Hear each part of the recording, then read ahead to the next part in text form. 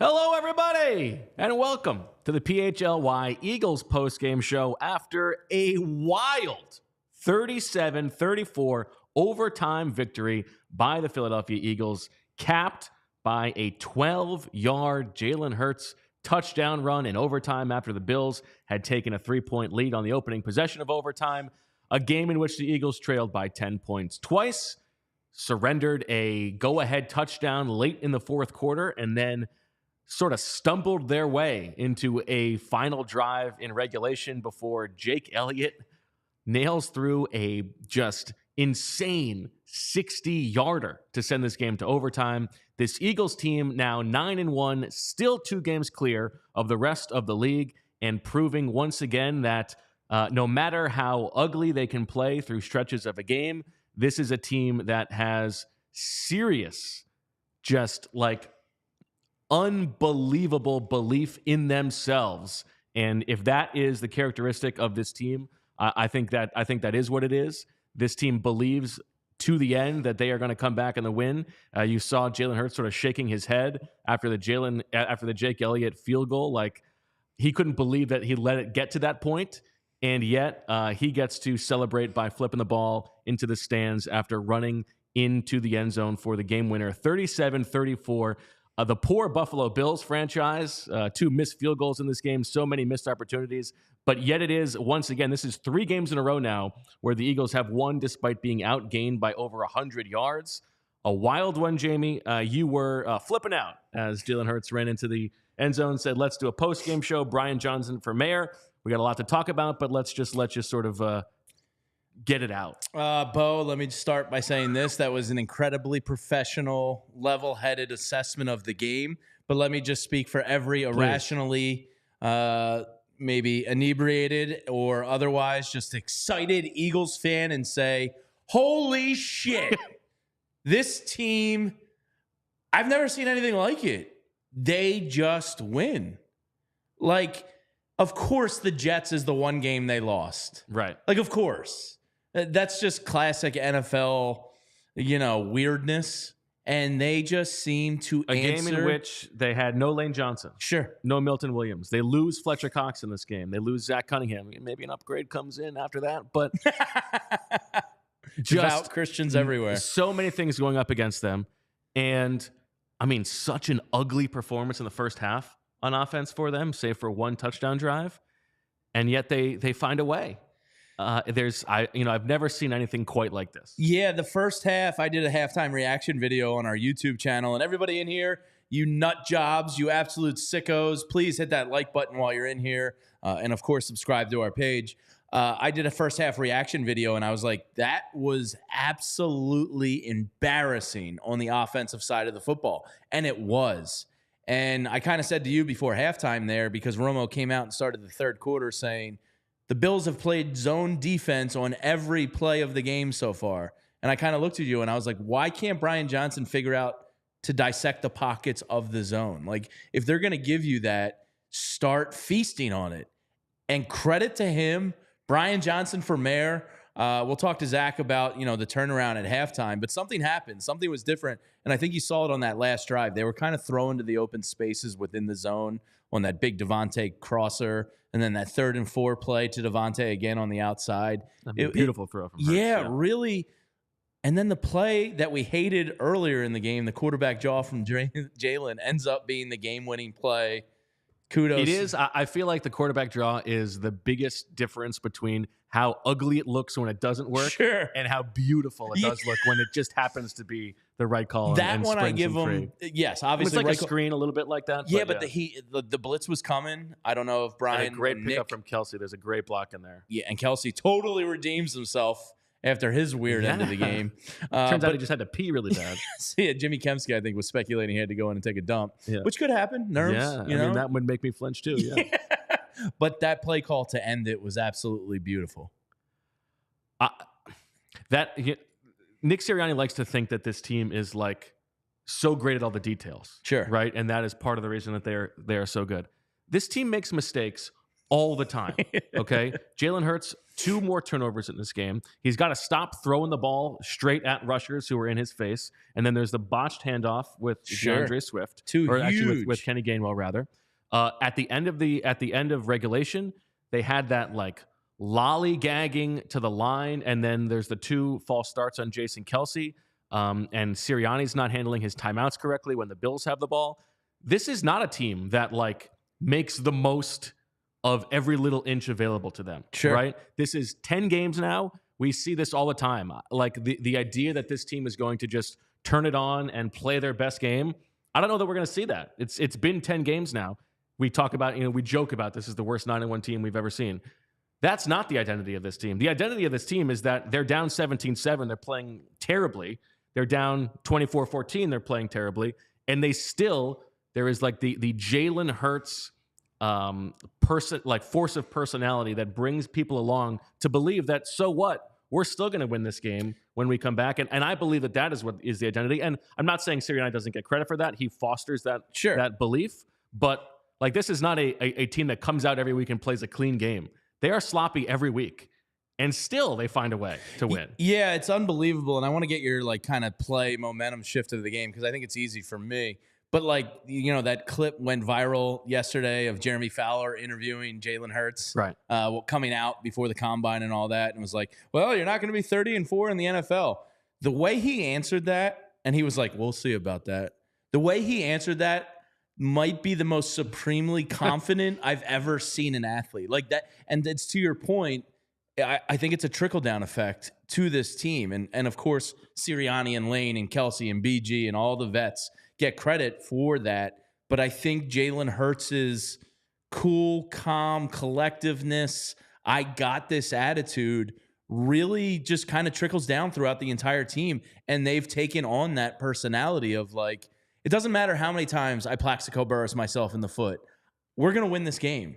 And when Jason Kelce made those 2 false starts on the final drive before Jake Elliott, holy hell. Right, of all people. Yeah, I went, this is it. This is the game they don't deserve to win, and these penalties are going to cost them. And then Jake Elliott. I mean, I think that's the best kick of Jake Elliott's career. Absolutely. A 60-yarder in the driving Absolutely. rain. This like left to right, just bullet.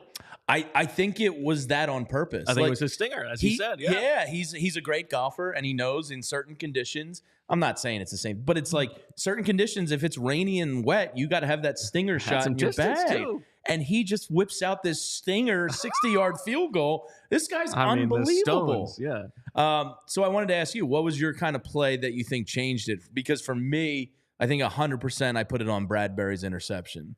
A huge play. That, I think, got the stadium back in it, gave Jalen like, okay, an easy touchdown is ahead of us here. I think that's the play that changed the game. Well, and it was in conjunction with that then leads to the third down play, the crazy catch by Olamide Zaccheaus for a touchdown in the back. And of the what a end play zone. by Hurts. Great play by Hurts, rolling to his left and waiting and biding his time and finding somebody who's got one-on-one coverage. And I mean, Zaccheaus rising up for that catch is fantastic. I do think that it might be nice if he were targeted a little bit more often in the offense. Or we could get a couple more 0-yard screens to Julio Jones, but that's a topic for later in the show. But yes, that is when it did sort of feel like, something the Eagles are going to win this game. But still, the Bills then come down and run the ball down the Eagles' defense's throat. Now they're without several people in the middle of the defense, but they still have to answer and come back and kick a game-winning or a game-tying field goal. So that is when I was like, okay, this is nuts. Like, they're going to win this game by 10 points. Yeah, it seemed like right then it was like, okay, this team's got something weird about them. And I will say, like, Josh Allen was awesome in this game. Now, the interception accepted, but that's I thought he was the best Bradbury player on the field today. And, if Gabe Davis, last week it was the Marquez Valdez-Scantling drop. Today there was early in the game, the James Cook drops a touchdown. Thank you, James Cook. And then in overtime, if Gabe Davis turns a different way, goes to the post instead of to the corner, the Bills win that game with a touchdown. And so there are several times this season where that has been like, if only the other team had made that play. But, if my aunt had balls, she'd be my uncle, Bo. Well, there you go. Yeah, I mean, I think there's luck in every NFL victory.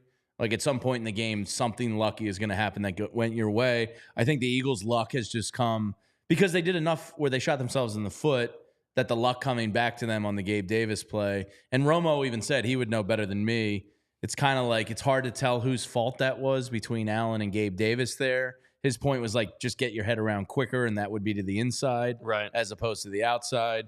It's similar to the Hurts interception to A.J. Brown last week, where like the blitz is coming. He doesn't have time to know exactly what. But this team, like, a little bit of luck went their way. But, I mean, it's just kind of like that's who they are. They take advantage of luck better than most teams I've seen, if that makes sense. I'm not saying it's something they rely on, but they respond to the luck very well.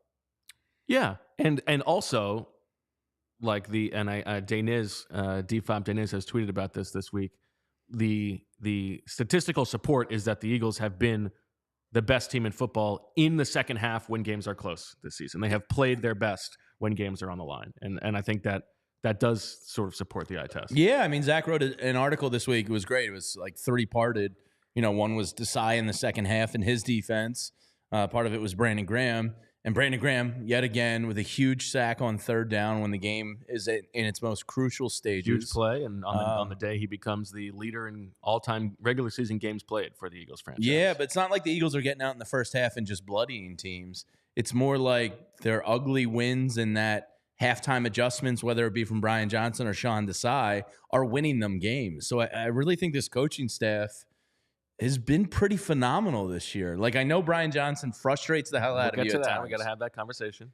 That first half was ugly. There's no way to sugarcoat it. I don't know why DeAndre Swift had as many carries as Kenny Gainwell and Boston Scott. Like, for the life of me, I will never understand that. But big time credit for the adjustments in the second half, and they turned it around. Yeah, like I recognize that I do not understand the scheme like they do, obviously, right? And it is silly for me to say, like, make it a little bit simpler. And yet, in this game, it was like in the second half, okay, well, we don't have Lane Johnson today. Let's run the ball to the left side. Yeah. Let's give the ball to our best players, DeAndre Swift and Devontae Bold Smith strategy. And A.J. Brown. And maybe that will work better than what we've been trying to do, which is a little bit too cute and maybe sticking to the game plan we had coming in instead of sort of leaning into, let's keep it simple, give it to the good guys, run behind our best players.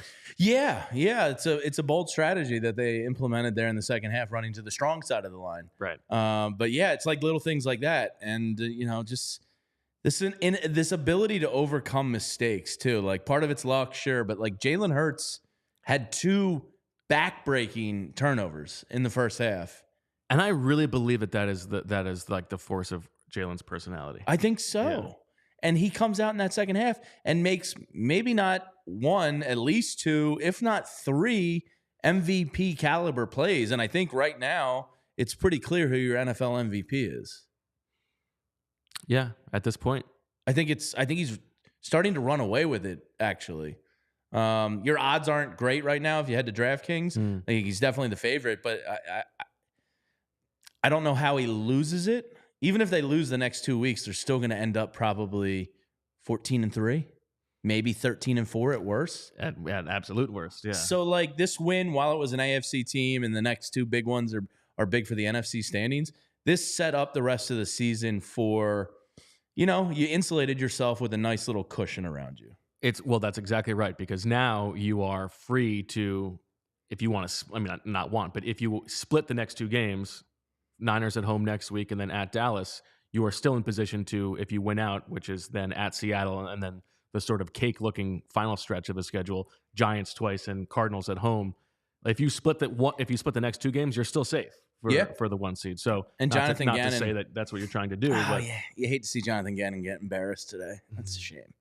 I'll let you say that. Yeah. And we'll let Zach defend him later. That rat Fink. But you get 2 Giants games. You get an Arizona Cardinals game. Like, if you just get through these next 2 games, you're sitting pretty for that 1 seed, and we all know how important that is. Well, and that's exactly right. Like we saw last season, we've seen today. Like if you get these teams at home, if you're going to get an extra bye week with Lane Johnson banged up and Dallas Goedert injured and all these other injuries that happened today, we'll find out if there's any news on Fletcher Cox and Zach Cunningham. And I should say that Zach Berman is going to be joining us in a little bit from Lincoln Financial Field. I believe he has some pool reporter duties to take care of tonight, which means that he might not get quite as much time in the locker room as we would hope. I believe the Bills reporters want some information from the refs on the A.J. Brown catch incompletion on the final drive right before the touchdown, which seemed like an easy call to me. Yeah, Tony Romo, shut the hell up. Like, he is just grinding on my nerves the more and more I listen to him. But I don't know. They're going to have to review this. Dude, that wasn't even close. He hadn't even taken 2 steps yet. I did not think that was close. No, I didn't. I thought that there were a lot of plays in this game where if you are not an Eagles fan and you're watching this team the last 3 weeks, you're like, they can't keep getting away with this. Like that there were 2 missed field goals. Well, one was a block. You give credit to Baby Rhino, Jalen Carter for that. Speaking of Baby Rhino, we'll get to that in a second. We've got a new shirt that you can buy. 2 missed field goals. There was the should it have been a horse collar call on Josh Allen on the Hassan Reddick play that then could have led to a touchdown. There's the James Cook drop. There were a couple ticky-tack penalties that could have been called. Slay looked like he was holding a couple times that went uncalled. But still, it is what it is. It all balances out. I saw Warren Sharp, who's a big NFL, I don't know what you call him, analyst, I guess, tweeting about Sean Hockey. I think that's a good description. I don't know what I call him, analyst, I guess. That's actually I do like his content. Pretty correct. But he was calling out Sean Hockey for that missed horse collar because Hockey was staring him down. Oh, man, and I was rain is coming down here. Yeah, celebration rain. And cheers to everybody out there in the Red Solo Cup land. Yeah, I mean, every game, whether it's the Eagles or not, you can look at certain calls here and there. This is nothing unique to the Eagles-Bills game. There's missed calls on every single play. Sure, the Bills also got the roughing the passer call on the Nicholas Morrow one, which great acting job by Josh Allen. Right. I think that's a call that probably gets made more often than not, even if it's not exactly correct. But yeah, I think that stuff evens out over the course of the season. Yeah, I think it all balances out. But it's just, we left last Monday night going, I can't believe they won that game. We leave tonight 3 in a row, yeah. Going, I can't believe they won that game. And Jalen Hurts, he had that confidence before. Now he just took down Patrick Mahomes and Josh Allen in back-to-back come-from-behind victories. How good is that dude feeling? It's pretty wild. And when he feels good, I think, it's the trickle-down thing, man. This whole team feels good. Well, if you want to see this team that feels good in person next Sunday in the game that everybody has been looking forward to since the schedule came out, the Niners, the 40-winers, are coming to town next Sunday at 4:25. If you want to buy tickets, well, you can go to Game Time because Game Time is the place to buy tickets for your favorite events and to do it so that it's not stressful. Game Time is the fast and easy way to buy tickets for all the sports, music, comedy, and theater near you. With killer deals on last-minute tickets and their best price guarantee, you can stop stressing over the tickets and start getting hyped for the fun you'll have. They've got flash deals and last-minute tickets, easy to find and buy tickets for every kind of event in your area, images of seat views, lowest price guarantee, event cancellation protection, job loss protection, and more. It's the fastest growing ticketing app in the country for a reason. Get images of your seat before you buy so you know exactly what to expect when you arrive. Buy tickets in a matter of seconds, just 2 taps, and you're set. ZB. Tickets are sent directly to your phone so you never have to dig through your email. Snag the tickets without the stress with Game Time. Download the Game Time app, create an account, and use code PHLY for $20 off your first purchase. Terms apply. Again, create an account and redeem with code PHLY for $20 off. Download Game Time today. Last-minute tickets, lowest price, guaranteed. Well, before we get to Zach Berman, let's talk about his son's favorite store, shall we? Let's do it. And that would be Wheelhouse Cards, because they have 2 locations for your convenience in Wayne and Westchester. I was a card head growing up, and Wheelhouse Cards, now that I have a little money in my pocket and I'm not scrounging quarters out of the couch, would be a dream place to go spend some money, especially this holiday season coming up. It's our go-to gift sports card and apparel shop in the Delaware Valley. Their motto is cards and community, because the love of sports unites us all. They carry all of your favorite card brands like Topps Chrome Baseball and Mosaic Football, as well as great gear and apparel, t-shirts, hats, and hoodies from brands like Mitchell & Ness, 47 brand, Junk Food, Starter, and of course, one of my personal favorites, PHLY Vintage Sports. And if you're looking to grade your sports card collection, well, Wheelhouse offers PSA grading submissions. They also host a ton of different family-friendly events and birthday parties, which would have been my dream as a kid, every single month. So stop into either of their stores. Wayne or Westchester, open 7 days a week, open at 11 a.m. Use code PHLY to get $10 off any purchase of $25 or more in store. Be sure to give them a follow on Instagram as well, at Wheelhouse Cards. And while we're here, let's talk about the Cyber Weekend sale at the PHLY locker. We've got 5 new shirts, Eagles-wise, that you guys can take advantage of if you're feeling good, feeling a little loose. Make a move. 25% off all weekend. Plus, you get a $15 gift card if you spend $75. You got the Baby Rhino shirt that Jamie has been just clamoring for. Yeah. Since the day we started this job. This kid is phenomenal. Well, and listen, in this game, he deserved the shirt. I knew it. He did. In this game, when Fletcher Cox goes down, leaves in the second quarter, and of course, you're going to Fletcher there Cox it is. Look at that as beauty. well. Top Check left. out all these bad boys, Little plus the Baby Sickos Rhino shirt, which we've been waiting a long time for. Love those Sickos. Milton Williams is down. Carter had to play a lot of snaps. He got hurt in this game as well. Got banged up. Jordan Davis had to play a lot of snaps. We saw him sort of take that belly flop. Great play by him. Great play effort by him in chasing Josh Allen. Jalen Carter was a big part of this game, and then he also had that monster paw on the blocked field goal. This kid is. I always think about how much that must hurt. Yeah, it's got to hurt. Plus, I think he had actually hurt his hand earlier in the game. Yeah, he did on him and Reddick. I think almost missed the sack together, and I think he might have caught Reddick as he was flying by him. This kid's special. Like sometimes the special ones just let you know right away. And I every time I watch this kid, to my dumb, naked, fanalist eye, I go, he's making a difference on every play. Like Brandon Graham's sack tonight was a result of Jalen Carter just absolutely disrupting the pocket. I really think this kid is a, bestie tackle of the league for a decade to come in Eagles green. It's a ridiculous thing to say, and I don't think I disagree. Yeah, like he affects the game in so many ways. I really think he's like, I hate to say it this early because my old colleague Bob Cooney would yell at me, like, let the kid finish his first year first. Sure. This kid has Canton potential. And I know that's, 11 games. No, I don't think that's crazy. Yeah. I also think like you can get ahead of yourself on the Absolutely. good on the good side. Yeah. Like if it's Nolan Smith we're talking about, it's Sure. like, okay, let him finish his first year. Yeah. Let's see what he's like year 2. If a guy is this good this early, I think it's okay to be like, holy shit. Yeah. I'm kind of all lathered up here after the big win, but like I think the kid has that type of potential. There's no doubt about it. So get a Baby Rhino when Fletcher shirt Cox now. comes in here, that's what he wants to talk about. Is like he can't believe how good Jalen he's Carter that is. impressed by him. Yeah.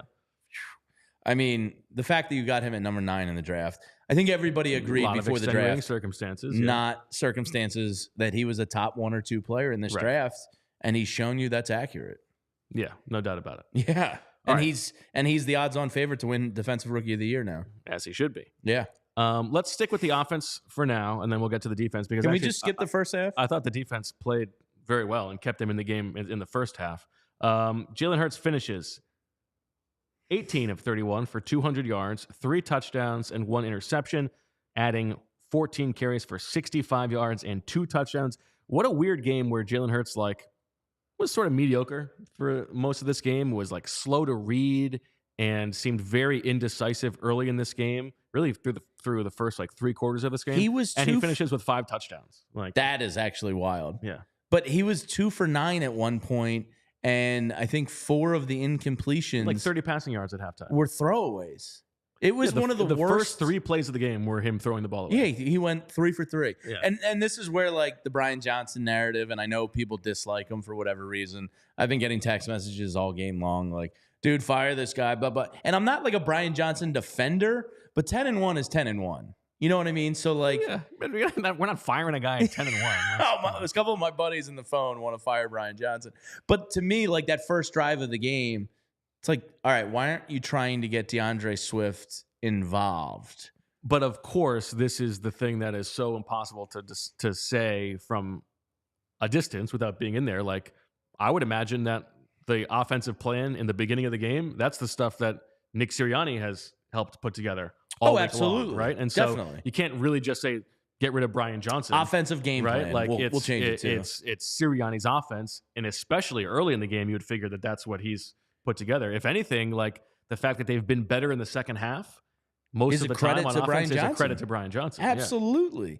Yeah. And I think Jack Driscoll did okay. It was not an abject disaster like it was against the Jets. Yeah, he started slow, gave up an immediate pressure on the first play. Yeah, Ed Oliver was all over the place early, but it did seem like he settled down a little bit, and they were not running the ball well to that side, and Cam Jurgens was a part of that too.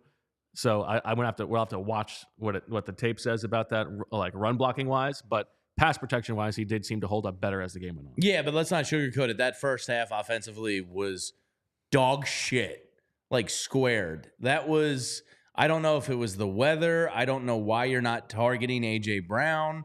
There was a lot in that first half that left you scratching your head. And there was really no reason to feel optimistic offensively about the second half. Now, they went out there and, as you said, accounted for basically 5 touchdowns, including overtime. And you go, how did that happen? How did they go so Jekyll and Hyde there? That's just one of those things I'll never understand. Yeah, I mean, the first half they go 3 and out. Then they have a nice touchdown drive, 10 plays for 66 yards. Then it's 2 and out on an interception. 4 and out, they gain 14 yards. 3 and out again. 3 and out again when they fumble the ball away, and then it's the end of the half. Like, it was ugly. Yeah, it was like honestly one of the worst offensive halves of football I've seen in a very long time. They had 2 first downs on the 5 drives that didn't result in a touchdown in the first half. That's unbelievable. I still don't understand how they really won this game. If you're a Bills fan right now, you have to have a bottle of bleach in your hand, just going, we're 6-6.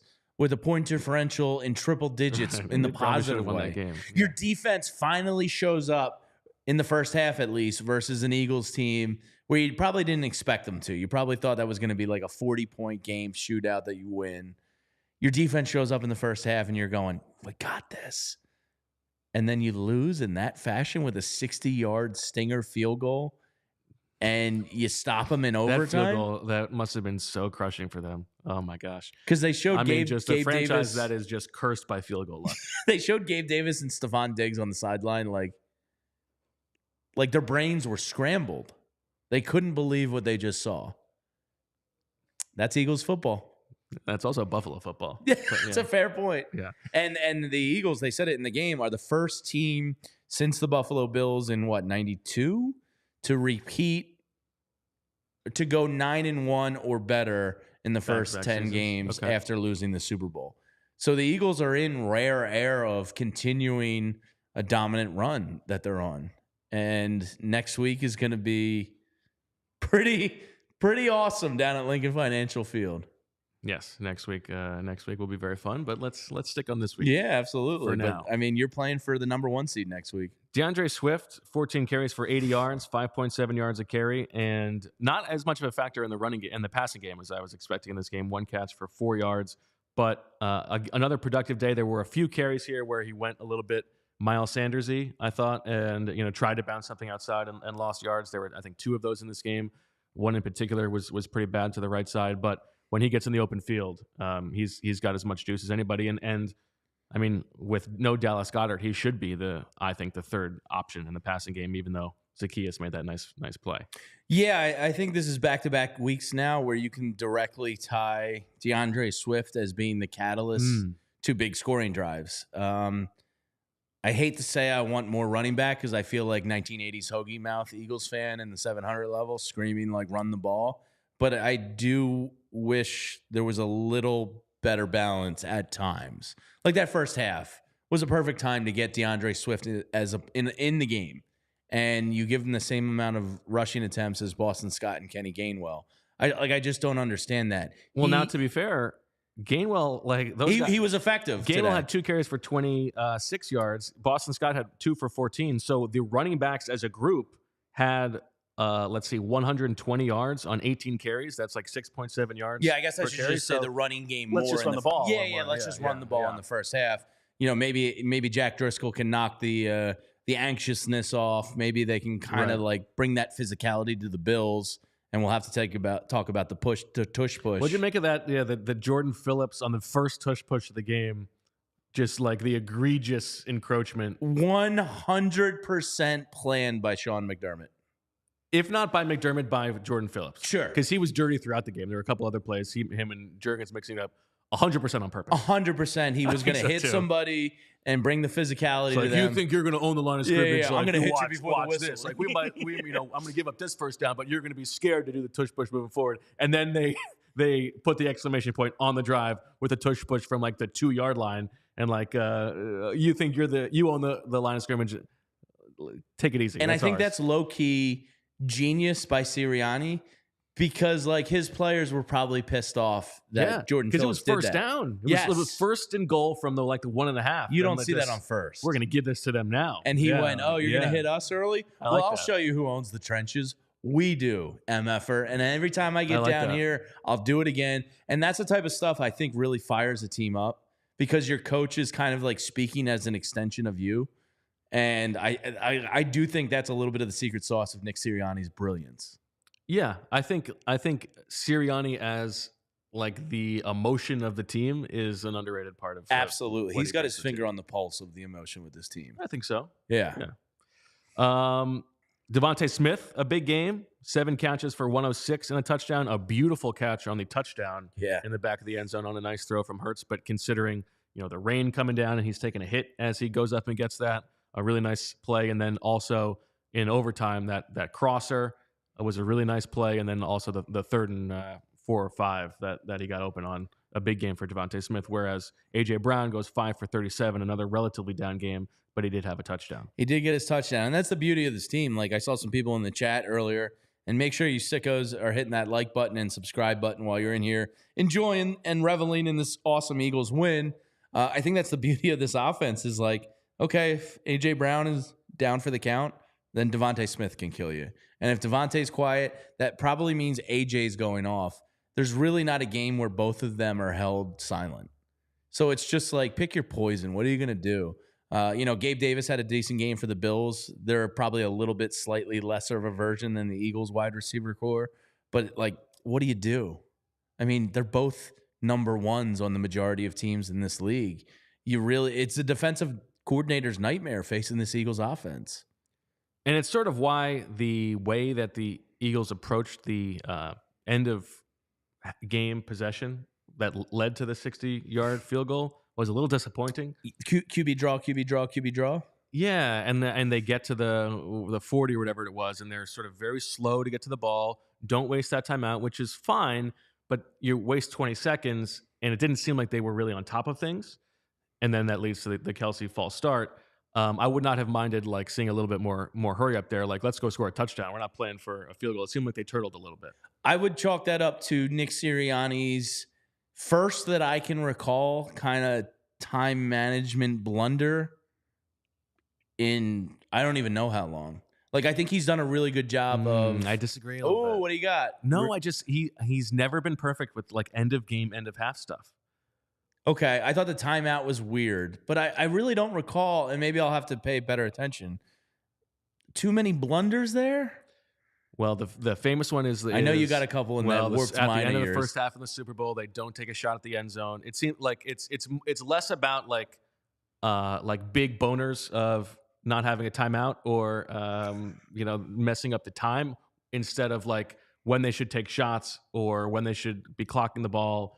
Things like that. They are very far from perfect on those. Okay. But maybe it's just the ex-Eagles fan in me that's so scarred by time management. It's certainly better than it used to be. Yeah. And then it's like worlds different than it used to be. But yeah, I thought the end of the half was pretty lame. Or the end of the game. End of the game, yeah. And then, I mean, you can't count on Jason Kelsey committing 2 false start penalties. What do they call him? Jake the Make? Jake the Make. As Zach tweeted out. Yeah. The Chicken Little. I think... Devontae Smith is the one that gave him the Chicken Little nickname that he hated, which I think is the funniest moment of the Eagles season, actually, because he didn't know it. And Devontae's just out there gawking to the media. Oh, Chicken Little? Chicken Little? And he's like, wait, what? Chicken Little. I think Jake Elliott has earned the right to be called whatever the hell he prefers to be called. He can pick his own nickname. Yeah, and I saw his ex-teammate Alshon Jeffrey, who Zach, God, this kid's like an Eagles encyclopedia, noted that Alshon made the big play before Elliott made the 61-yarder. Was that the Giants game? Yes. And he tweeted out, Jake M. Effin Elliott, bunch of Eagles heads. So I thought that was pretty cool to see. That is nice. Good Jake Elliott, man. Alshon much louder in post-playing career than he was as a player. Jake Elliott's becoming an Eagles legend, man. He's the best kicker in franchise history. Tough day for David Akers to be passed by Brandon Graham and be like sufficiently supplanted by Jake Elliott. I think Elliott has the clutch gene. Yeah, I think he's better. Do you think he's just overall better? Yes. I've never thought about it before this moment. Okay. He's got he's got like the Vinatieri. Way more big kicks. Way more big kicks. Also just a bigger leg. The times have changed a little bit. David Akers wasn't really banging home many from 50 plus. That's a good point. Yeah, Jake Elliott's probably better. That is. Whew. Also, like the league was kicking more field goals then. Sure. Now so there's he's racking up numbers on 35-yarder chip shots. Yeah, I'm not trying to take a shot at David Akers. Not on this day. He's already down bad enough. He's the second best kicker in Eagles franchise history. Leading point scorer, but yeah, Jake Elliott quickly becoming Eagles legend. Yeah, that's okay. And what a pickup by Howie. He was undrafted, right? Bad job by the Bengals. They drafted him in the 5th round and then cut him after training camp. Right. Like, what are you doing? Thank you, Cincinnati. Yeah. Appreciate you. Bad job. All right, before we transition to the defense, as we still await Zach Berman live from Lincoln Financial Field, I want to give one more pop to the PHLY locker. 25% off this weekend, Cyber Weekend.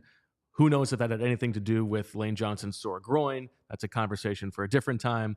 But 25% off, $15 gift card if you spend $75 or more. Lots of good new shirts. There's also a fresh Sixer shirt that looks pretty cool. You got that Bryce Harper shirt. And, you can wear a hoodie. You get those hoodies. I just ordered myself a new hoodie. I did as well. I took advantage of the deal. Yeah, absolutely. And I was going to order I was going to order my father-in-law one and my wife was like, he only likes zip-ups. And I was like, well, all right, well, he's not getting this sweet PHLY swag. I guess that means I got to order one for myself. You got to. I went with the camo one. Did you get one for her too? No, not yet. Because I spent enough on her Christmas gifts elsewhere today. That I was like, this is... Well, I won't, she's probably watching, so I'm not going to ask you what they are. Yeah, well, she, I think, knows. She kind of told me. This is like this is what I want. You go get it situation. Yeah, we're kind of at that stage. But she knows that this is the weekend for deals, so like if you're going to get this for me, let's go and get our a good checking price account went this weekend, yeah. Cyber Weekend deals got me. I mean, that's where you got to take advantage. Yeah. So hop to holiday season. Let's get it going. Yeah, hop in the PHLY locker. Get yourself some great deals right now because the T-shirts are comfy as hell, and so are the hoodies. So really looking forward to my new one. All right, let's talk a little bit about the defense. Again, Fletcher Cox goes down in the second quarter. Milton Williams not playing in this game. Josh Allen gets sacked rarely, and they got him down a couple times. There was the Brandon Graham one. There was the Hassan Reddick one, which we can debate whether it should have been horse collar. Not technically a sack because they called intentional grounding. I see some tweets from the locker room saying that Reddick and Sack were saying to give him intentional grounding instead of the sack. Again, anti-labor by Josh Allen. Let's have a little bit of camaraderie with our fellow players, please. Yeah, they're trying out there too. I mean, he needs that sack. He's got bonuses. I know this is irrational of me, but you heard me yell about it twice in the game. Hassan Reddick, Reed Blankenship missed 2 open field tackles on Josh Allen. And it seemed like they were close all day to just like sacking him. And I know they're in the heat of the moment. I know they're in a game. And I know this is an irrational thought. Josh Allen pump fakes on every scramble. Yeah. Stop biting. And this is probably a problem we don't have to deal with ever again unless the Bills somehow make the Super Bowl at 6-6. Just stop biting on the pump fake.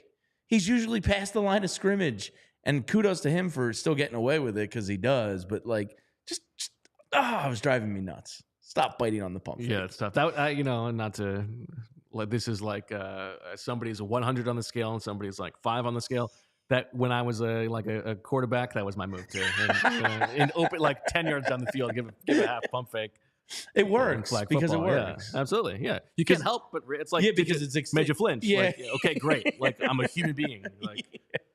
It's so hard to instinctively not do that. Yes. But yeah, that's just a minor, irrelevant, irrational gripe from the game. It's part of why Josh Allen led the Bills in running in this game. 81 yards on 9 carries to go along with 29 of 51 passing for 339, 2 touchdowns, and an interception. James Cook had 16 for 43, which is actually surprising to me because it felt like, there was that one drive in the fourth quarter where they were moving the ball. I think there were like 3 carries of 10-plus yards in a row. I think Latavius Murray had one of those, but it felt like he did a better job than 16 for 43. So maybe an underrated performance from the Eagles' run defense there. Gabe Davis, ya boy, 6 catches for 105 and a touchdown. Stephon Diggs, 6 for 74 and a touchdown, although I think a pretty quiet 74 yards for him. I'd agree. On 11 targets. James Cook, 6 for 57. As you said, the big play on defense, Allen's going to give you a chance at some point. And I thought a beautiful play from James Bradbury coming off of his man in that cover 2 to sort of step in on that outbreaking route and take that ball away.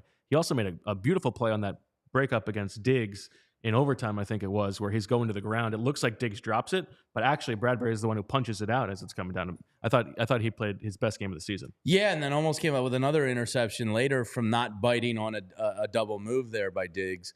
I thought Slay and Bradbury, I know the guys put up numbers there, almost 200 between their top 2 targets. I think those two had really good games. Slay also seemed to be following Diggs for a lot of this game, not the entire game, but sometimes in the slot, sometimes on the far side of the field. I thought it was a good performance from those guys too. Yeah, I really think they hung in there and battled and gave you a chance versus a pretty good wide receiver core. And a little bit surprising that Dalton Kincaid wasn't a little bit more productive, 5 for 38, considering the state of the Eagles linebackers. Yeah, and Zach Cunningham went out in the game, and the reports are that Shaq Leonard's going down to Dallas to take a visit down there. You wonder now with it, depending on Cunningham's severity of the injury here, does that require you to go bigger than you might have thought on Shaq Leonard? We'll find out. Nakobe Dean, could be back. And does Shaq Leonard view that as an easier path to playing time? Is probably an even bigger deal. That, yeah, and he's probably gonna weigh title contenders as part of the formula, I would think. I mean, if I was a free agent veteran in this league, I would think, and if all else is equal, money, are you choosing the Eagles or are you choosing the Cowboys? Do you want to go play with Jalen Hurts or do you want to go play with Dak Prescott? I think that's pretty simple. Plus, we know that he likes Nick Sirianni. Sure. From their time together. But we'll see. I mean, linebackers, you're right. I'm surprised Dalton Kincaid wasn't a bigger part of the game.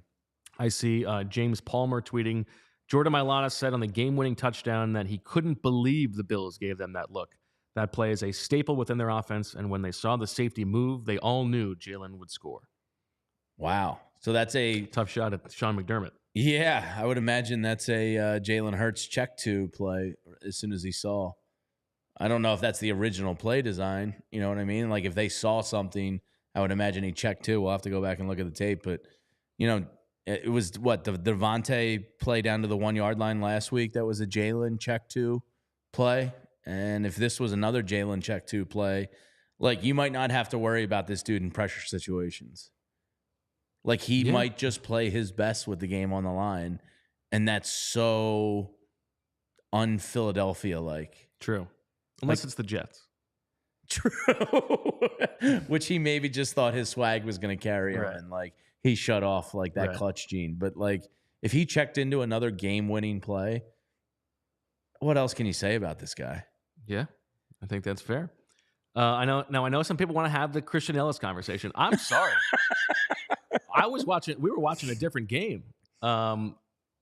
He comes in and he was in the middle of the field when the Bills were running the ball down their throat, but they were getting pushed around to the line of scrimmage on those plays. I did not think that Christian Ellis was the problem on defense in this game. In fact, I thought it was pretty active and more active than you might have seen from a different linebacker. And at least he's not the one getting a roughing the passer penalty on Josh Allen. So we can have this conversation if you want to have it. I remain right on that front. Although I will say I did pick the Bills to win this game, so I was wrong there. Was it Cunningham that got the roughing the passer? It was Morrow. It was Morrow, right? Yes. Cunningham was already out at that point. Yes, he was out. If that was Christian Ellis, how would you have? Would you flip flopped on your stance? No, it would have been a bad call. Okay, obviously. Yeah, he wouldn't have done that. He's too he heady. would of have a got player. there a step faster, and it wouldn't have been a penalty. Yeah. He would have hit him harder. Speaking of heady plays, I pointed it out to you earlier. I think James Bradbury, we talked about what a good day he was having. I think he made an incredibly heady play earlier in the game where it was about to be a bang play, and he kind of hesitated. And because I think he knew, like, oh, I could light him up, and he showed restraint, and just kind of like froze there, and it led to a drop by the Bills. Yeah, it was the Dalton. I think so. So James Bradbury, I think that was his best game of the year. Yes, I think so. Which is really encouraging to see for this final stretch. And he is like arguably the most intelligent player, just football intelligence wise on the defense. That's what I've heard. He knows what he's doing. And so Sean Desai, look, I mean, 14 of the 17 points at halftime were direct results of short field position and Eagles turnovers. You said it earlier. I completely agree. I think the Eagles defense is the only reason you won that game. I think they kept you in it. They outside of the short fields did a really nice job, and Sean Desai continues to have a really nice year for a first-year defensive coordinator. I think he's been really good. Yeah. Jonathan Gannon. I mean, the defense. I think we're not even giving them enough credit for how much they were keeping them in this game when the offense was going 3 and out and 3 and out and 2 and out and 4 and out. I think the Bills had 50 plays. They said at the halftime show. At halftime. And they had noted that the New York Giants won a game earlier today. Shout out Tommy DeVito in North Jersey on 55 plays offensively. And the Bills had that almost at halftime. So, like, that defense was gassed. And when you think about the lack of DN depth, the lack of D tackle depth today, it's a real credit to those guys on the defensive line that were able to, you saw Jordan Davis there. Big boy was hurting late. I think he got the wind knocked out of him and just needed a breather. But credit. And that was an unbelievable play by him. Really? Yeah. Like Josh Allen didn't smoke him to the outside. He did a really nice job of taking a good angle and basically shoestring tackling him with maximum effort.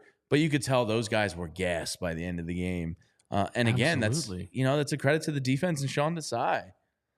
Yeah. I think he cooked it up really nicely. In this game. What was their final offensive play? Which is a crazy play? thing to say when they scored 34 points, and 31 in regulation. But I thought he did a good job. And what was the final total plays there for the Buffalo Bills? It had to be 92 plays. Holy 92 to 65. Yeah. Holy shit. And 5.5 yards a play, which is very good. And still, 91 plays. Good Lord.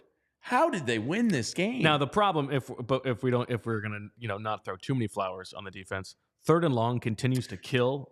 A lot of those defense. were Josh Allen, just kind of backbreakers. Yes. They were 13 of 22 on 3rd down in this game. I think there was a stat on the broadcast about I think they've given up the 2nd most 3rd and longs in the league this season, which passes Feels the eye like test. it. Yeah, it's like that. That is a consistent problem for them.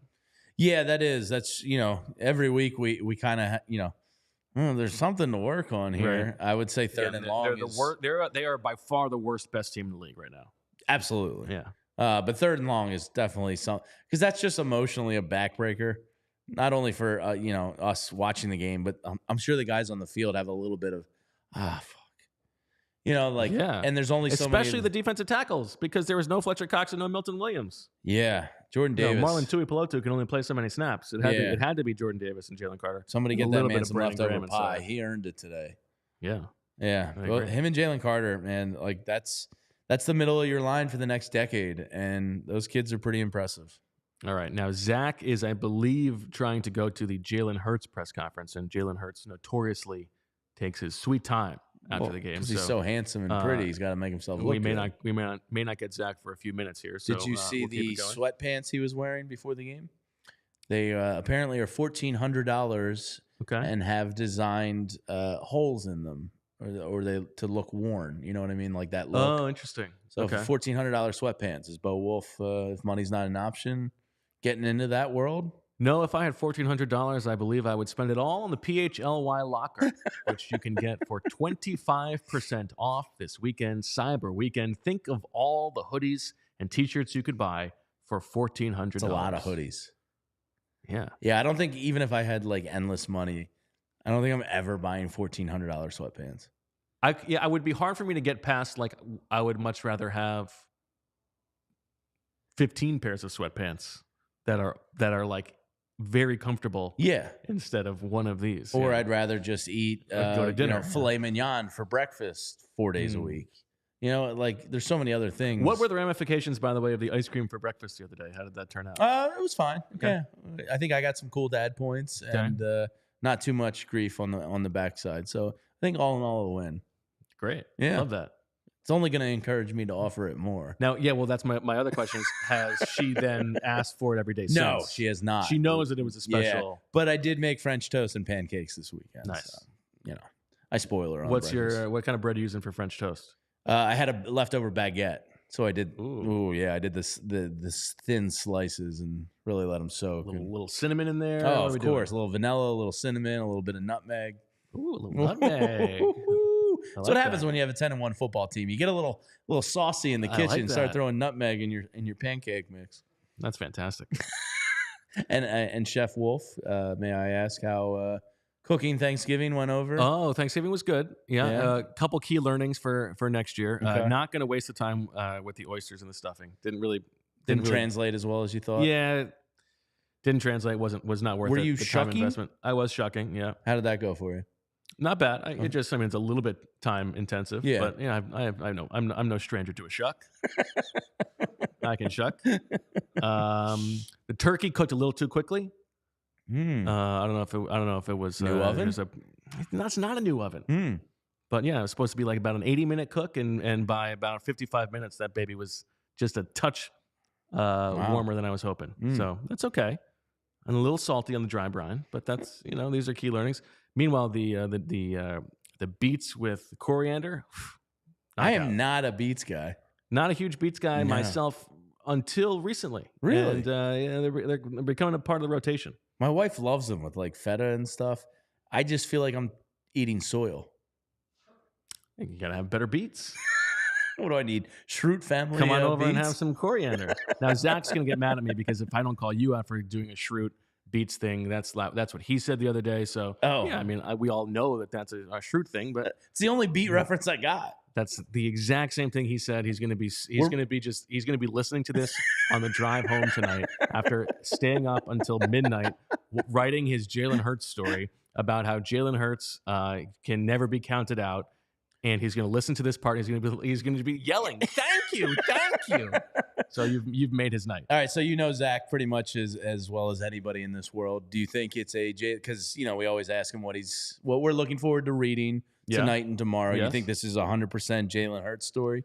Well, I say that because I know that he had pool reporter duties, which means that he probably didn't get as much time in the locker room as he would like. Okay. And he's really anxious he really wants to be going to the Jalen Hurts press conference. So I think that's his angle. And how does the pool reporter duty work? Does one person do it each week? No, Zach is the designated pool reporter for games in Philadelphia.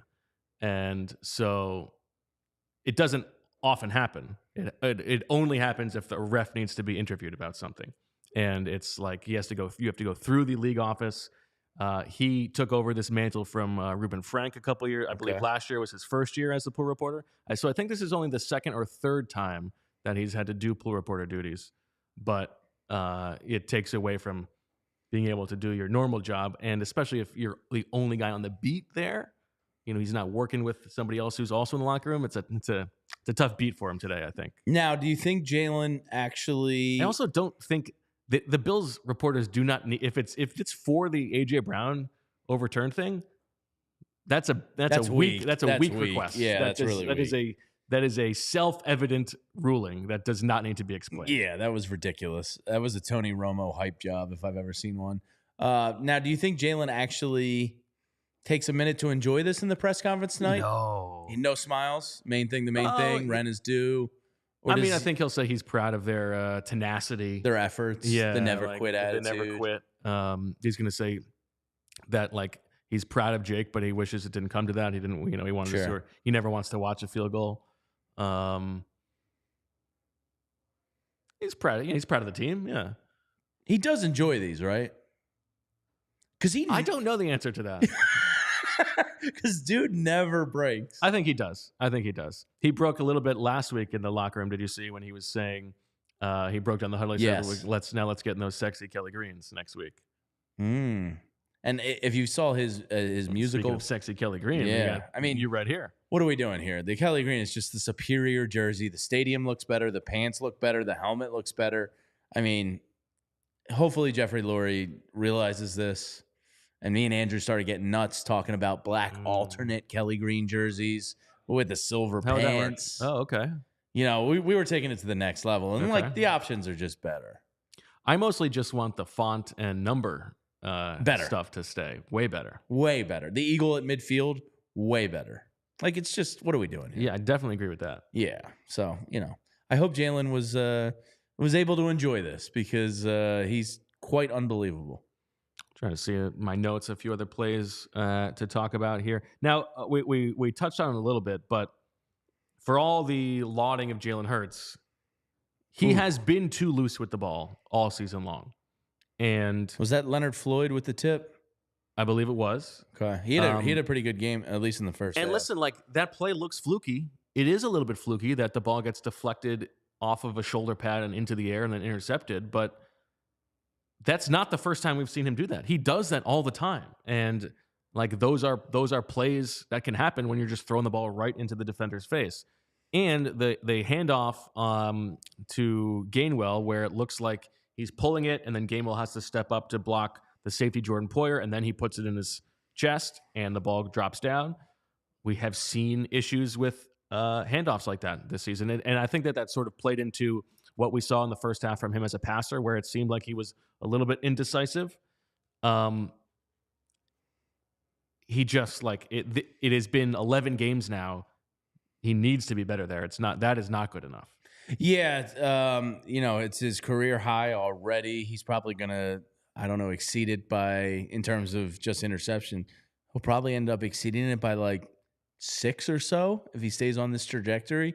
So I know some of the advanced analytics say like he's actually better this year than he was last year, and I guess you can deal with that. I mean, they're 10-1, you know what I mean? So like they're obviously able to overcome it as a team. But I mean, you're right. It does feel like there's been a lot of tip balls this year. And every time a ball goes up in the air like that, I just assume it's going to be a pick. Sure. Because, you know, the offensive players typically aren't looking in the direction of a tip ball. It's almost like kind of a free play for the defense. So, yeah, you know, that and the third down defense are obviously things you'd like to see cleaned up here in these final weeks of the season. Here's the next-gen stats on the Jordan Davis chasing down Josh Allen on the belly flop. They really have these? Jordan Davis reached a top speed of 16.96 miles per hour, according to Keegan Abdo, while chasing down Josh Allen per next-gen stats. The second fastest speed reached of any player on any play by a 330-pound-plus player this season. So the second fastest for a big fella. Wow! For the big boys everywhere. And he says, for reference, Allen's top speed was 18.27 miles an hour. So about 1 mile an hour off. And Josh what's the Allen. weight differential there? Jordan Davis has got to outweigh 100 yards. 100 yards, 100 pounds. He's got to beat him by at least Ben Franklin there, I right? think so. That's pretty impressive. Pretty I mean, good. I'm not a math guy, but if you did the 100 pounds to second and a half, I mean, I got to say Jordan Davis is a better athlete. And not for nothing, now he wasn't on the field every play, but this was in overtime of a game in which the defense played 92 plays. Right? And he probably played, I'm just guessing here, 65 to 70. I think less than that. Okay, 55 to 60. But he must have played about 45% of the snaps or something like that. Yeah. I mean, Jordan Davis, better athlete than Josh Allen. You're hearing it here first, folks. You know, a lot of people are saying it out there, Bo. I'm just here bringing the word to YouTube. Trying to see if there's any more updates from the locker room at the moment. Yeah, who's going nuts in there? Slay's got to be. Me always is. BG, the big sack on a big day for him. He's got to be really enjoying this one. Now, how do you feel about the Niners coming to town next week? Do you have hate in your heart for that team? Or is this more of a Don Draper, I don't even think about you situation? No, I've definitely thought about them because they're also backing up how good they are. They have a lot of talent on that team. But I think it was a pretty embarrassing look for them last year to bitch as much as they did about Brock Purdy going out. You know, I think this is, you know, the Chiefs Monday night game after the bye, probably the NFL game of the year. I think the Eagles game of the year is next week. Especially because it's a home game. Yeah, I think this is the game where like the crowd is going to be the most out for blood, rabid of any game this year. Yeah, No I mean, the 49ers cried a lot. And it wasn't just immediately after really the fact. Pathetic. I think it was Fred Warner in the summer said something about it again. Like a lot of and Kyle Shanahan is just such a hateable face. This game should be pretty fun. I have the early line in front of me. We usually do this the other way, Bo. But would you like to guess? Oh. The line on DraftKings right now, 49ers at Eagles, 425 game of the week next week. I'm going to say Eagles by 2.5. I'm absolutely shocked by this line. 49ers -1. Really? Wow. I thought I was giving them credit that it wasn't a full 3. That's really surprising that a 10-1 Eagles team. This has been the betting public or like the betting lines have been backing the Niners over the Eagles all season long in terms of like their like the point values and stuff. Sure, but still on the road, the road Eagles favorite, the 10-1 home underdogs. Nick Sirianni is going to be so happy to hear that. Look right over my head, right there. Home dogs, baby. Hungry dogs run faster. The Philadelphia Eagles' emotional road to Super Bowl victory can be bought anywhere books are sold. Underdogs by Zach Berman. Probably a good chance to buy it this weekend with a Cyber Weekend deal. But how do you not love the Birds as a home dog? Yeah, Sirianni is going to be so happy. They're going to be in a lather about this. It's probably going to balance out to a pick 'em pretty quickly because I honestly think some smart money will come in early on this that see the Eagles as a home dog and just go, what? Like, grab it now if you believe in them as a home dog because it is going to be hyped up all week. That the team you beat to get to the Super Bowl is coming into your house and you're the dog. Oof, oof. Yeah, I wonder if Lane will come out with the dog. Maybe he's playing next week. I think he's probably playing now. Yeah. Now it did seem like the reporting was that he was close to being able to play. And they expect him to be able to play next week. So. Yeah, I think a couple things came out that they said the MRI just revealed an irritation of the groin. Because my big fear, and we kind of discussed it, I think all fair, was the abductor. No, we talked about it in the groin bones connected to the adductor bone. The abductor bone, not bones. Yeah. So it appears worst case scenario probably dodged there, which was that those two were connected again. Yes. So hopefully just an irritation, and you're going to need him next week. Sounds like there's like a small chance that even Goddard could be coming back. Now we know that they expect him. They sort of expect him back for the Cowboys game because they didn't put him on IR. Yes, to keep him in for 4 games. But it seemed like there was a chance that he might even be back for this game, which that would help as well. So you know the inner workings of the Eagles locker room. Is there an actual bulletin board? Or is that just meeting stuff? Yes, there are, but not in the like the public area. Kyle Shanahan said Milton Williams is fat or something like that. But there are bulletin boards for like this is the special teams depth chart for today. There's a little motivation get thrown on that board from time to time. I don't think not like that, but it's more like Sirianni will let them know in the team meeting about something if he needs to. He couldn't have asked for a better gift, right? He's going to be he's going to be thrilled when he gets his 35 minutes of sleep tonight and wakes up and checks the line or whatever it is. Who sleeps more, Zach Berman or Nick Sirianni? That is a great question. Probably Sirianni, but just slightly. It's a tough one. Oh man, I think Zach maybe sleeps a little bit more. Okay, yeah. But I think that Sirianni's sleep schedule was much more demented, where like Zach just goes to bed and sleeps for like 4 hours a night, whereas Sirianni I think is more like all-nighter, or like 2 hours sleeping in the office and then like packs it in on a Friday night or something like that. Sirianni also has the benefit of espresso the next day. Zach is just hard work and journalism fueling that fire, right? Like he's not a coffee guy to my knowledge. He's been trying to get into coffee. As he says, he's been trying to get into coffee, but it's usually by like a very sugary frappuccino or something like that. All right. He doesn't like the taste of coffee, but he's getting into Celsius. Perfect he's opportunity not for Celsius anti-caffeine, to yeah. join the advertising party here. Yes. Yeah, Celsius, true. this could be you. This could be you. Yeah. What does the chat think? Who sleeps more, Zach or Nick?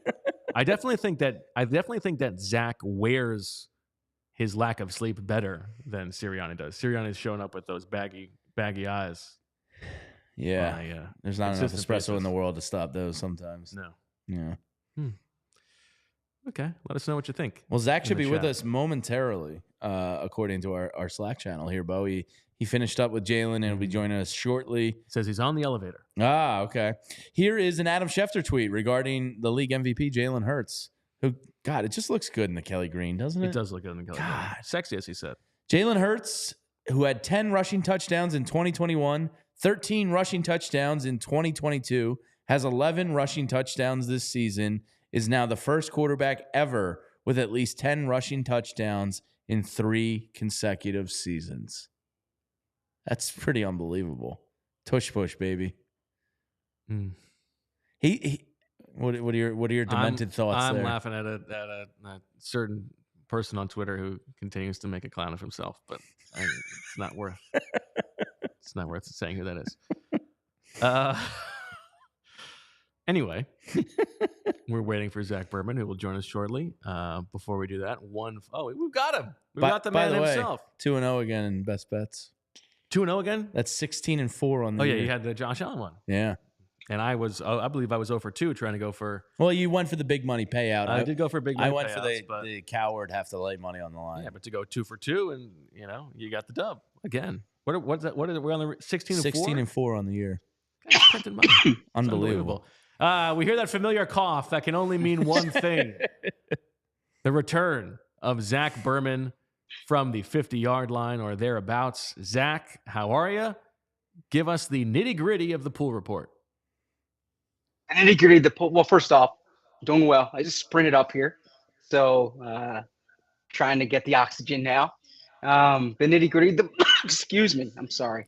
See, this is the sprint. This is you should have made this calculus. Is it going to be worth it in the long run for me to be wheezing as I get here? I'm good. I apologize. So the poll report's separate from what we need to talk about, which is like the clutch effort of Jalen Hurts. But the poll report specifically, the Bills reporters wanted clarification on the horse collar tackle or the lack of a horse collar tackle. And the official, I spoke to Sean Hockley, very nice guy, by the way, said that he pulled him from the front, not the back. That's why no horse collar. And then they wanted clarification on why there was not a pass interference on Darius Slay on a third down play to Trent Sherfield.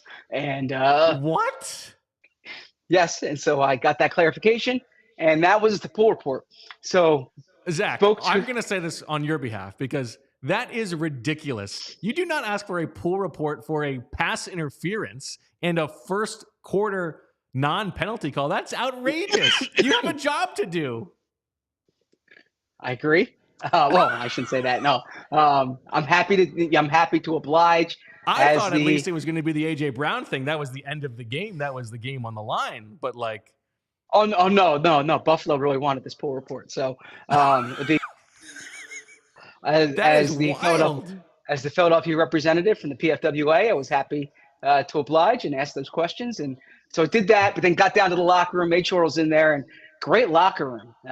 Interesting speaking to Jordan Mailata and Jason Kelsey and James Bradbury, Jack Driscoll, and then finally having the chance, of course, to hear from Jalen Hurts. So I appreciate you guys waiting around to allow me to speak to Jalen Hurts. But really, that final play, first off, Jason Kelsey said, like, Jalen Hurts has this clutch attribute, and the great players have it.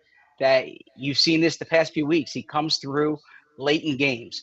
And Jalen Hurts, by the way, he was like a little conflicted after the game because on one hand, winning is all that matters. On the other hand, he's not playing up to his standard, right? So he says he's trying to think about what to say, and it's kind of weird for him here because it's the rub. But on that final play, like Jordan Mailata couldn't believe that it was opened up like that. That he said they repped it. They expected the Bills to do what they did, and the Bills did exactly what they did.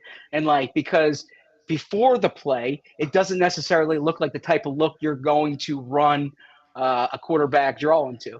But they expected that safety to move or to clear.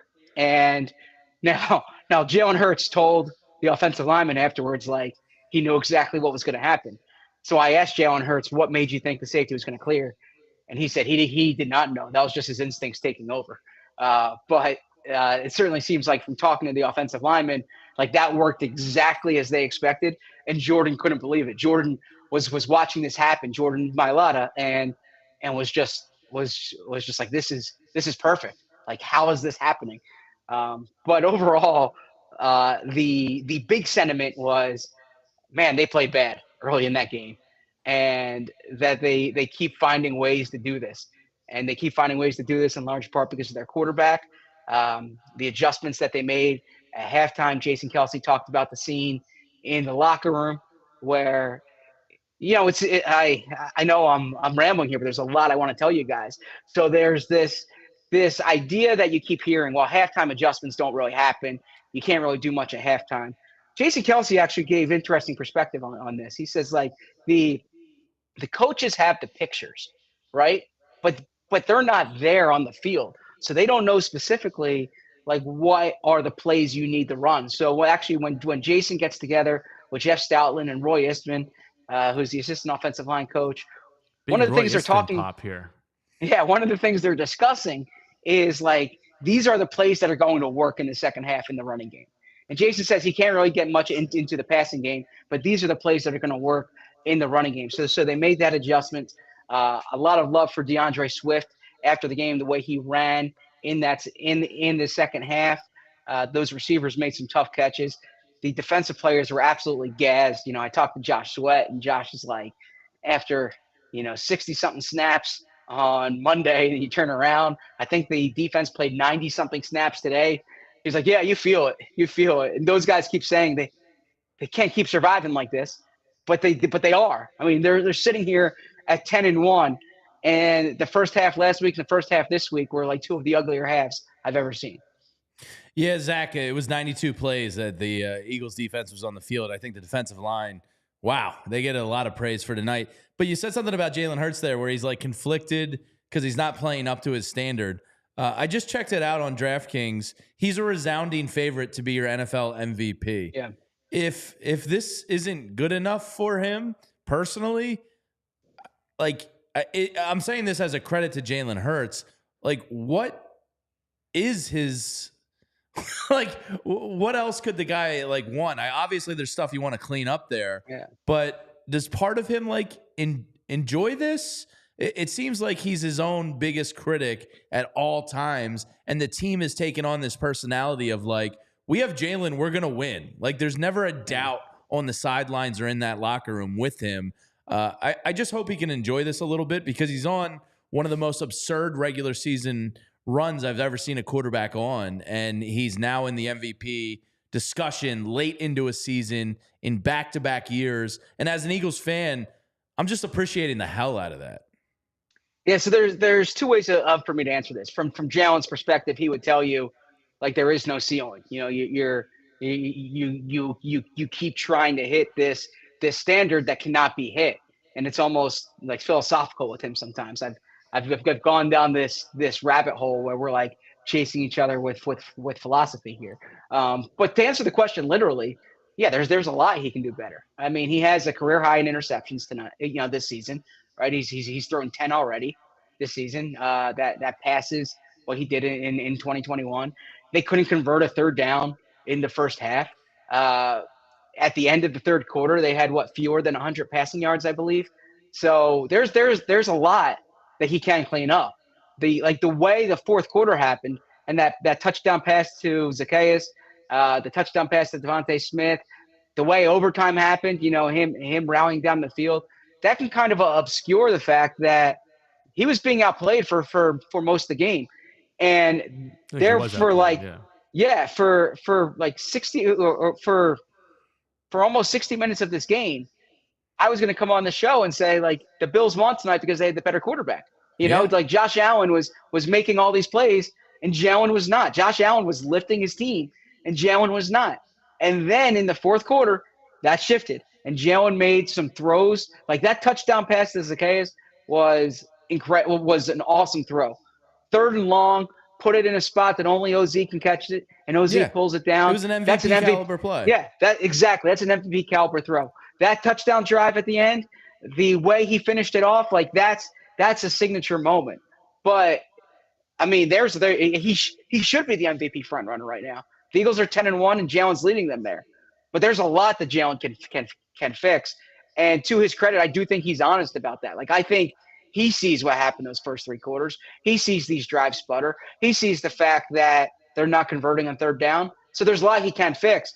But man, there's a lot that like as Jason Kelce said, the best players have this. The best players can win these games for you late. And he won this game for the Eagles late. Zach, what was Jason Kelce's perspective on the final drive of regulation, his 2 penalties and everything that was going on there? Yeah, didn't he? He actually was not like in detail about that. He's just like, Jake Elliott bailed me out. Actually, Jordan Mailata was more. Jordan Mailata was beating himself up over it. He said he thought he effed up the game for the Eagles, and he said you can quote me on that basically. And he didn't use effed up. He used it literally there. But when he gave up that sack, he thought like he cost the Eagles the game. He thought that was it. And then I actually thought Mailata was flagged for one of those 2 false starts. They were both Kelce.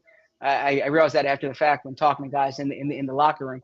But 2 costly penalties. Kelce basically said Jake Elliott bailed him out, and that's exactly what happened there. And Jake Elliott, by the way, like he was praised in that locker room too, because it seems every high leverage kick throughout his career nails them. Tonight's up there for top 3 or 4. So I think it's really best. impressive. I think it's number 1. More so than the 61-yard? No, the 61-yard. Yes. The weather. No. I think this was bigger. Well, this one was like, I'm telling you guys, like, I was here. I see. Let me tilt this here in this direction. If you can see those uprights, if you can zoom in, those flags were blowing at the Eagles. He was kicking that into the wind. Okay, Jeez. in the rain. So like, he was kicking to the south end zone. No, he was kicking to the north end zone. He was kicking to the open side of the stadium. Oh, the north end. Okay, yeah, the open. Yeah, Yeah. okay, that's the harder side. Yeah. Yeah, and the wind was at him. Like it was. How for those? I don't know what that is. Is that an effect on your end? Fireworks. I don't know. Okay. So, yeah. Now this is like now for full disclosure, I didn't speak to Jake after the game. I'm gonna catch up with him in the locker room this week. But it seems that was like an intentional line drive, so it wouldn't get caught in the wind, which is like a savvy move from a kicker there. So Zach, I said this to Bo during the game. I think that's I think that was harder than the Giants one. Jake is a low. When you talk to him, ask him if this crossed his mind at all, because he's a very low, borderline scratch golfer. And sometimes when it's windy conditions in the golf game, you got to have that stinger shot in your bag, which is a really, really hard shot to just go to. It's almost like he went to his stinger shot with the kick there because he intentionally kept that thing low and away from like the elements somewhat. So ask him if his golf game had any influence on that kick. All right. So Jamie, I don't know anything about golf, so I'm actually going to write this down. So it's a stinger game. If he brought a stinger game out, because I don't want to seem like an idiot. Avoid the elements. Just go low. Yeah, below like the stinger wind. hit. Okay. Because not I guarantee you. Don't say hit. Just say a stinger. Yeah, okay. I guarantee you this no, I'm talking about. mind. Okay. Either that or you guys are setting me up to look like an idiot. But I wish I was that conniving, but no. It's a stinger. Yeah. What else did you hear from the locker room, Zach? You said Slay was interesting. Oh no. Jordan Mailata especially. I spent a lot of time with Jordan Mailata talking about that final play. Bradbury spoke about that pick. He said like that it was a play that they were running all game and they knew they were going to run it. And he's been waiting to make a play this season. Finally makes a play. Speaking to Kelce, Kelce said that, even though there's all these similarities between Buffalo and Kansas City, they actually expected Buffalo to blitz more early in the game. And they were kind of like waiting for it. And they didn't know if it was a reaction to what the Eagles were doing or not, but they actually didn't get as many blitz looks. But there was that big adjustment at halftime in terms of like the running plays they were going to. As I said, speaking to Josh Sweat, Jack Driscoll, there was a lot of people were very impressed with Jack Driscoll, with the way he stepped in there. Basically, from indications in the locker room, asking around, like a big part of this was Lane Johnson coming to the realization, or not the realization, but the understanding that the Eagles are going to be playing for a while this year, and that like he does not want to re-injure this. That really seemed to be from talking to guys who were on the field and in the locker room before the game. It was like, all right, Lane, we know you're tough. We're trying to play the Super Bowl. Like, don't re-injure this. In so many words, that really seemed to be the sentiment that was given to Lane. So, Zach, I know you probably scrambled right to DraftKings to look at next week's line, but it's a huge game in South Philadelphia. Would you believe right now that the Philadelphia Eagles at 10-1 are home dogs next week to the San Francisco 49ers? Are they really? Yeah, it opened at Eagles +2. Now it's down to Eagles +1. How much of a lather is Nick Sirianni going to be in this week with his players using that to their advantage? Oh, big time. And they're all going to blame it on us, like the media, like you guys don't believe in us. It's the odds makers, right? That really surprises me. Look, I mean, San Francisco's been playing really well. I'm not taking anything away from them. The Eagles have now beaten Buffalo, Kansas City, Miami, Dallas. They're playing at home. Like the Eagles answer the bell. The Eagles win games. I wrote it last Monday, and I thought I was going to have egg on my face in the middle of this game. Like, until they give me a reason not to pick them, I need to pick them. But here because they get the benefit of the doubt. They keep finding ways to win games. Tonight's game, they had no business winning. I thought. No business. None. Yeah. And they won that game. I brought up last week Valdez-Scantling. I don't even know if I brought it up. I was probably hacking up half my lung when I was doing it. But Valdez-Scantling dropping the touchdown, and then Andy Reid, punting it there, and some of the other things that happened that kind of went into the Eagles' favor tonight. Like, Jalen Carter blocks a field goal, a 34-yard field goal. Tyler Bass misses a 48-yard field goal. Like, the Bills were outplaying. There was no reason that game should have been close throughout much of the game. And the Eagles hang in there, and they find a way. And Bo's going to shudder when I say this, okay? It reminds me of those great Patriots teams. Like, they hang in there, like. I want you to get to work on your investigation on how the Eagles are cheating. Break some news. Be a journalist. Be a journalist. I mean, I feel very strongly in my journalism, so don't. Please, if they're the Patriots, then they're doing something untoward. Figure out what it is. Or maybe they just have a really clutch quarterback who keeps, he knows how to kind of operate within the confines of the game, doesn't feel out of it, and they keep finding a way. Okay, I have never felt worse about this Eagles season than the last 30 seconds. Okay, well then let's eliminate the last 30 seconds. The Patriots, and the key is that Jalen Hurts just finds a way. I was paying a compliment to like, and the reference, of course, is a team that was down 28-3 in the fourth, in the Super Bowl, and they're like, all right, if we just get this drive and get this stop and get this drive and get this stop, we'll be back in there. And that's kind of what it was for the Eagles tonight, right? Like get this, score here. You get the interception. You stop them here. You hold them to a field goal here. You kick the field goal there. You hold them to a field. All these things they just hang in there. They find a way. I shouldn't have opened up that Patriots rabbit hole with you, but my point is like if you hang in there, if you hang in there, there's enough possessions in games that you can still be standing in the end, and they were still standing in the end. Yeah, this is what I said at the top, Zach. Now, one thing we haven't even talked about is Sean McDermott's poor handling of the end of the game. He wasted time trying to ice Jake Elliott, and then doesn't give the guy who's playing awesome, Josh Allen, a chance to go get into field goal range with 2 seconds left. He could have had 2 timeouts there. You take a knee. I thought that was really weak on his part. Like, give your guy a chance to go get it. But what I said in the top of the show is, like, Nick Sirianni likes to think and paint this team like they're so good at the details, and that's what's getting them to the next level. And like, they mess up the details all the time.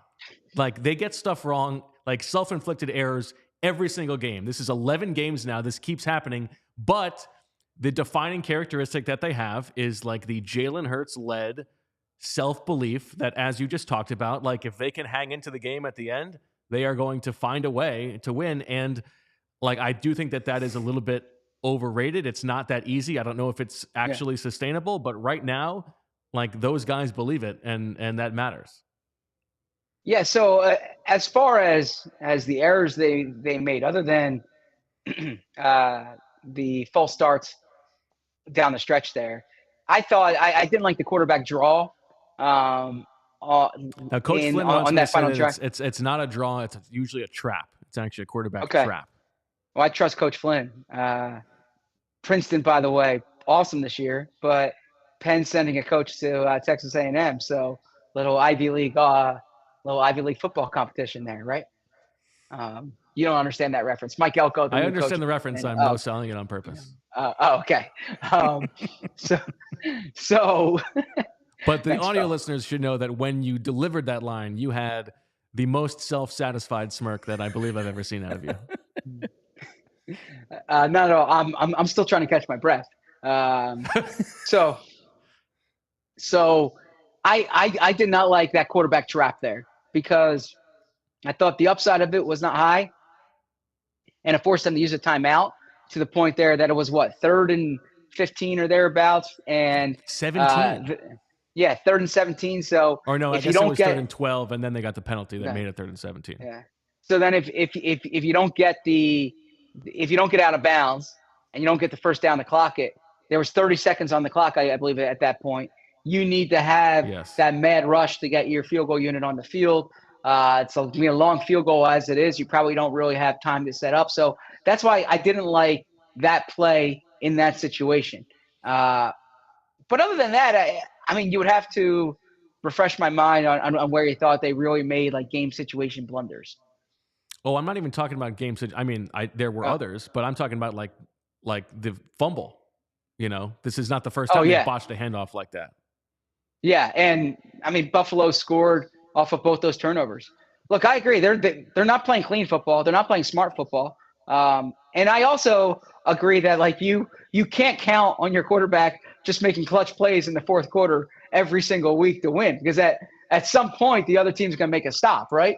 But to their credit, like, they're sitting here at 10-1. This is not a limited sample size. It's November 26th right now. The next game the Eagles play is in December. They're sitting here at 10-1. There are teams that give coaches contract extensions for getting to 10 wins. The Eagles are 10-1. I can't emphasize that enough. This is not like they didn't luck their way into 10-1. They didn't clutch their way into 10-1. They are a resilient team. Where I guess where I might push back on them is that when you get into January and February, now they've done it back-to-back weeks against the Chiefs, right? And then the Bills. But then if you got like the Cowboys one week and the Niners the next week, and let's say, I don't know, the Chiefs or the Ravens or the Jaguars were in the Super Bowl, whatever it is, like, you can't keep counting on going down 10 points and having Jalen Hurts make these outstanding plays, because I just don't know how sticky that is. But it's working now. It's going to get them a first-round bye. It's going to get them home field advantage. And that is literally the purpose of the regular season. The best-case scenario that can happen in the regular season is to have the best record, to get that first-round bye, and to make the NFC come through here.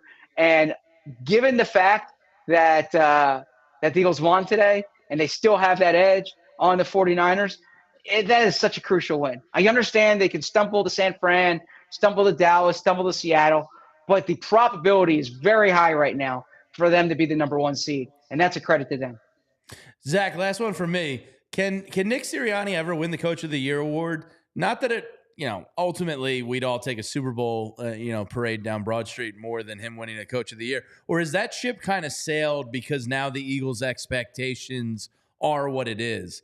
Can you still win that award, meeting and exceeding expectations? Because if he doesn't get in the running as a finalist this year, I think the ship has sailed for him to ever win that award. Well, I'm careful with ever saying ever, but I hear your point. I mean, I think he should be the Coach of the Year. They're 10-1. They've dealt with a handful of different things, moving bodies this year. But no, I think sometimes the perception is that he's dealing with a loaded team. I'll say this: the Buffalo Bills are a loaded team also. Yeah. Like, that team has a lot of talent, and they're what, 6-6 right now. Yep. Yeah. So it's not just it's not just roll out talent. Like, the Eagles don't roll out of bed and win games. Nick Sirianni deserves a lot of credit. Now, Coach of the Year, sometimes that's given to the team with the biggest turnaround. I mean, frankly, last year might have made sense for him, like, to actually win that award. But his Doug first year, Peterson, you could have made the case. He exceeded expectations, going 9-7 that year. Yeah, but then I think back to 2017. Doug Peterson loses his starting quarterback. They have the best record in the NFC. Sean McVay wins Coach of the Year. Doug Peterson wins the Super Bowl. I think Nick Sirianni would much rather take the Lombardi Award or the Lombardi Trophy than the Coach of the Year award. But it is a valid question, and I do think he's worthy. Who's the front runner for that this year? I mean, I haven't looked at the odds. I don't even know if there are odds on that, but I'll take a look right now. Yeah, Sirianni should be up there for sure. While Jamie looks that up, Zach, you need to address the question that was asked before you got here, which is one of the more difficult questions that's been posed to me recently. Who gets more sleep, you or Nick Sirianni? Good question. I think overall, my guess is Nick probably gets more sleep than me, not during the season, but overall. Okay. Because I think Nick knows how to relax better than me. Okay. Like, I think Nick can enjoy, like, May, June, July more than I do. And then the other thing is, even though Nick says that he likes to roll himself through or put himself through the mud, right? That's the expression he uses. I can promise you, Nick, I can put myself through the mud much more than you can put yourself through the mud. Okay? Like, if I have a bad question or I have a bad article or things aren't going the way I want in a certain, in a certain situation, like, that's going to keep me up at night, man. But I think I'm going to say that this is going to sound like a little flex. I don't mean it.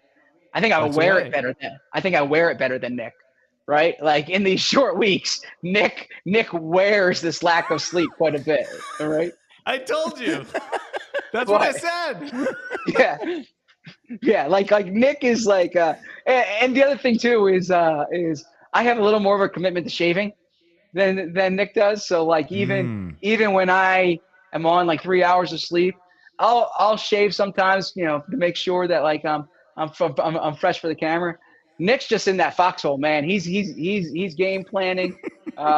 So it's a good question. There are times when you do wear a Monday morning or a post game pod for sure. But I think over the course of the week, I definitely agree with that. Oh, I think I wear it mentally more than Nick does. Nick's but then again, when Nick's tired, they'll wrap up that press conference at like 9 minutes. Okay, when I'm tired, we'll make sure we go another 20 minutes on the pod, so we're at like the hour and 20-minute mark, right? But it's a fair question. What do we think of the the unshaven beau here. How do we feel about this? Gotten a lot of compliments, people. Yeah, people like it. Interesting. Yeah. I don't know. Steve in the chat I'm on the fence about whether to keep it. Zach, Steve in the chat wants to know who uses more lotion cream or facial cream, you or Nick Sirianni? Well, I don't use facial cream, so any facial cream natural Nick uses glow. would win. Wow. Natural glow. Yeah, natural glow. All right, Zach. Well, in service of making sure that you do get I still use, by the way, if there's a product at my former employer that advertised our pod, if they would love that, if they want to advertise the PHLY pod, I will definitely do those reads because I still use that product. Okay. Of course, Roman is what you're talking about. Not Roman. Not Roman. Zach, in service of getting you a couple hours of sleep tonight, we will let you go. Why don't you let us know what we can read about on allphly.com later tonight? I'm writing about that final play, kind of like inside that final play, and then using that for big picture for what we discussed here is like this is a resilient team, but can they keep relying on these late game theatrics? But I have some good details from the final play, thanks to Jordan Mailata, who's a reliable narrator, who also gave me this here. I thought it was something anything. More. It's a Cadbury candy. He says it's really candy. Good. Is this Australian? Yeah, and I didn't want to accept it like journalistically, but he insisted. He insisted that I'm using it for the show, so therefore it's not like for my own personal use. Take a bite. Let's see. Give us a grade. Let's give a live on-air review.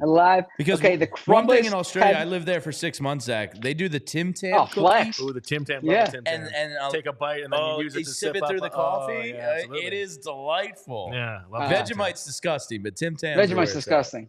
All right, I'll give this a look. I don't know how it looks, but. It's a chocolate bar. It doesn't look that gross. It's Cadbury. It's got to be pretty good. This is not a Caddyshack Snickers in the pool situation. I wouldn't give this out for Halloween, but you're unmoved. I'm unmoved, but I'm not a candy guy. You gotta give me a cookie. Put this in a soft baked cookie, and I'll give you a better idea. Wow, Mailata's gonna be furious. Hey, Jordan will appreciate my honesty, but I appreciate this, Jordan. It's not bad. It's just, yeah. You're not even going to finish it. Well, I'm not a big candy eater. I did that for the sake of the show. It's a mini bar. It's not a foot long. I mean, that's a 2-biter. I got when I have 200 words left in my story, I'll eat that for more energy because there's no food left over there. Right, like I come to this. By the time I finish the show, like this That's hit, true. they've cleaned that out. I'm not eating for the rest of the night. So yeah, I mean the parking lot might be locked. You might not even get out tonight. Yeah. This half of Cadbury is dinner and dessert. Thank you, Jordan. Somebody get this man a cookie.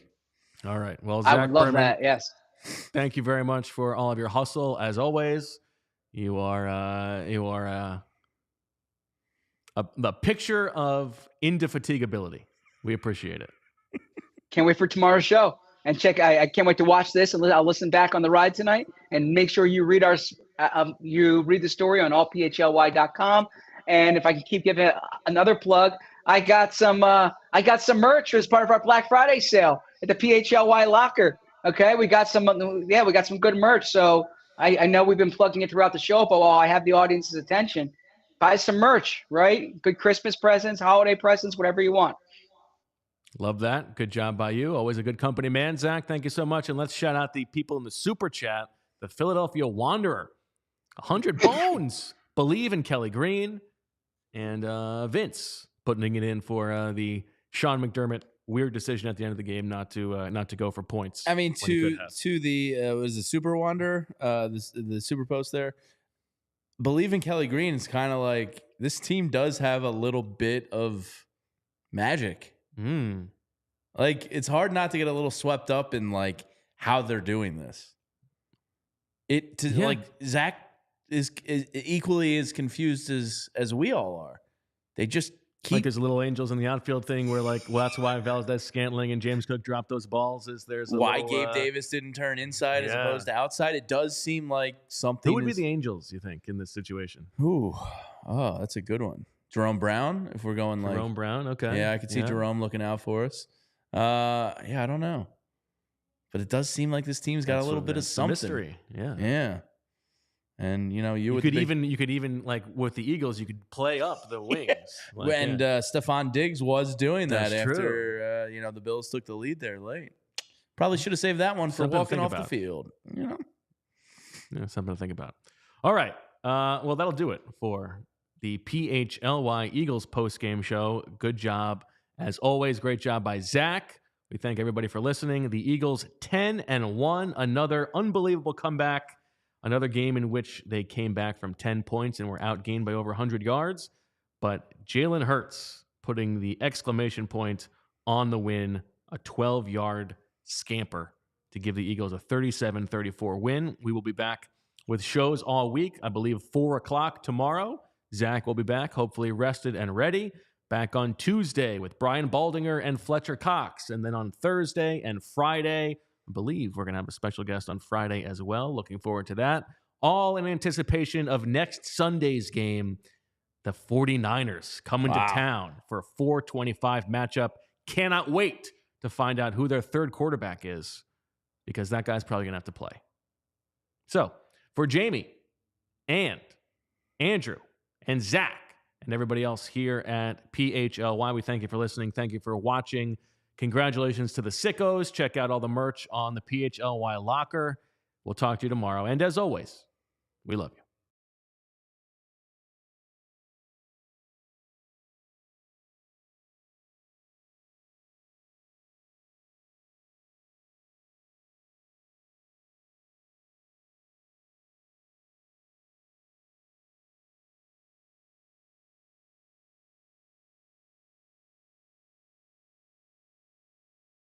We all silly like the mayor.